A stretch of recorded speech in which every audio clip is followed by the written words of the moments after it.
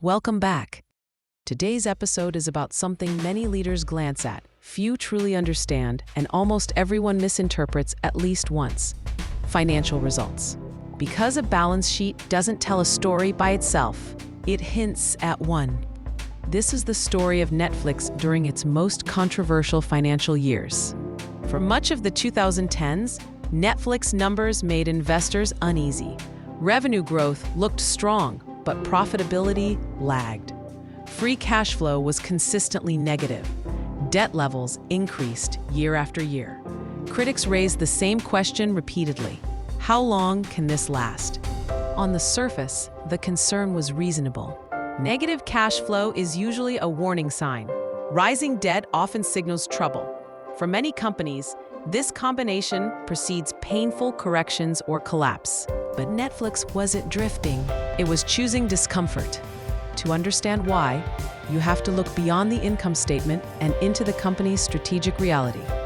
Netflix's early success depended heavily on licensed content from studios. Those licenses were temporary, expensive, and vulnerable.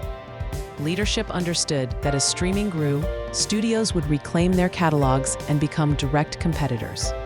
If that happened, Netflix would be exposed, so the company made a deliberate, strategic bet: invest aggressively in owned content before it was forced to. Original programming is capital-intensive. Cash goes out long before returns come in. Shows and movies require upfront spending, and their long-term value doesn't immediately appear on financial statements. The balance sheet reflects the pain quickly, the payoff much later. Netflix accepted this trade-off. The company raised debt not to cover losses, but to accelerate content production.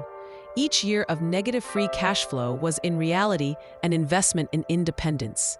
Netflix wasn't chasing quarterly comfort. It was buying control over its future. This strategy required conviction.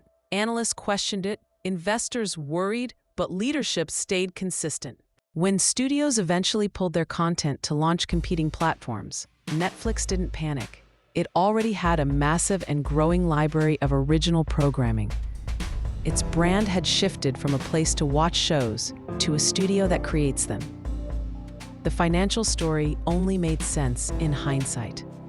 What once looked like reckless spending became a defensive moat. Competitors who appeared financially healthier earlier struggled when licensing costs rose or catalogs disappeared. Netflix survived, and in many markets thrived, because it aligned financial pain with strategic intent. The lesson here is critical. Financial statements show outcomes, not decisions. They tell you what happened, but not what leaders were trying to achieve.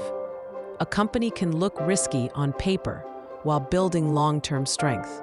Another can look profitable while quietly eroding its future.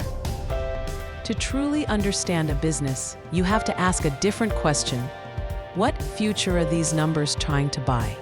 Because behind every balance sheet is a set of beliefs, trade-offs, and bets. And the numbers only make sense when you understand the strategy that created them. Thanks for watching. For more business English tips, follow our Instagram @bpropeller, our LinkedIn Propeller Business English, and our website bpropeller.com.